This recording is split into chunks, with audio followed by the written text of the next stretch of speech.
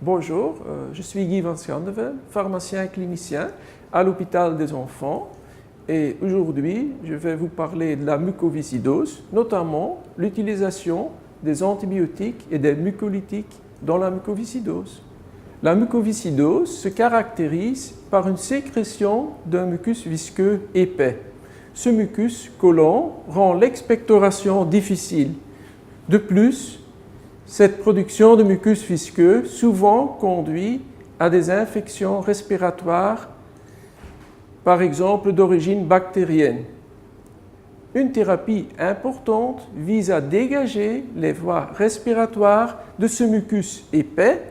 Il s'agit du drainage autogène, soit un drainage avec l'aide du kinésithérapeute. L'inhalation d'un diluant de mucus, tel qu'une solution saline hypertonique, ou d'un mucolytique tel que la DNase, fluidifie les sécrétions et facilite ainsi leur drainage.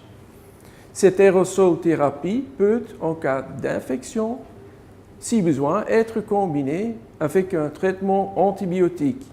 Parfois, un bronchodilatateur est préconisé avant l'administration du fluidifiant et ou de l'antibiotique. On va mettre maintenant sur un plateau un gel bien épais qui doit simuler le mucus visqueux très épais, le mucus visqueux qui est difficile à drainer, à évacuer. Alors, on met ce gel. Comme vous le voyez, il est très épais. Et comme il simule le mucus très épais, c'est une substance qui est très difficile à éliminer, à drainer. Si maintenant on applique un mucolytique, le mucolytique est simulé par ce liquide et je l'applique sur ce gel et on laisse le temps d'agir. Ce qu'on va voir, c'est que ce gel va graduellement devenir plus fluide, plus coulant, moins visqueux. C'est ce que vous voyez ici. Et ça veut dire que en utilisant le mucolytique ou le fluidifiant, si vous voulez du mucus, alors à ce moment-là, le mucus sera beaucoup plus facile à drainer. Je vous montre l'effet du produit. Plus facile à évacuer. Et je vous montre de nouveau le gel où on n'a pas appliqué le mucolytique, qui reste bien sûr assez visqueux et difficile à évacuer.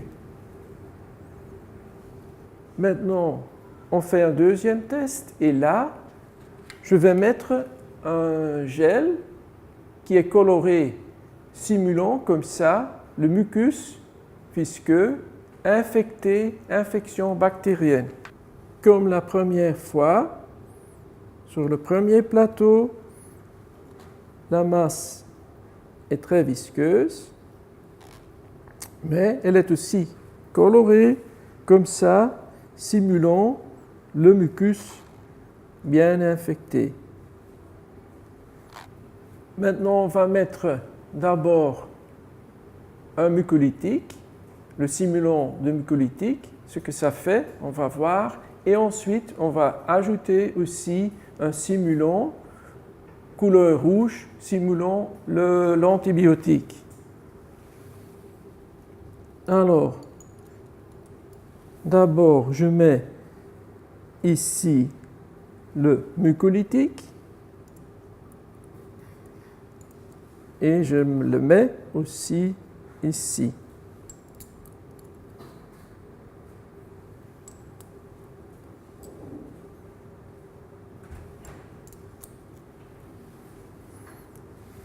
comme on vient de montrer tantôt, on voit bien que graduellement, la viscosité baisse et le gel devient plus liquide.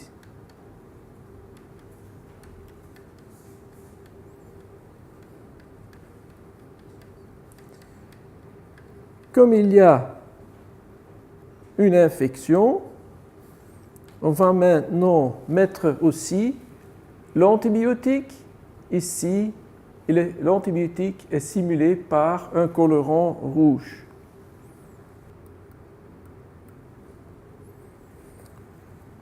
Je vais le mettre aussi là.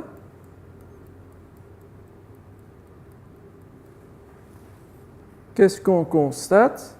Dans ce cas-ci, on avait mis le mucolytique, le fluidifiant, et qu'est-ce qui se passe? Eh bien, on constate que l'antibiotique, le rouge, pénètre bien à l'intérieur, partout dans le gel, ce qui est le but.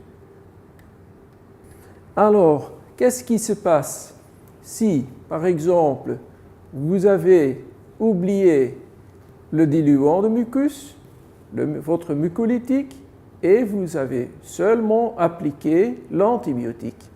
C'est ce qu'on va voir ici.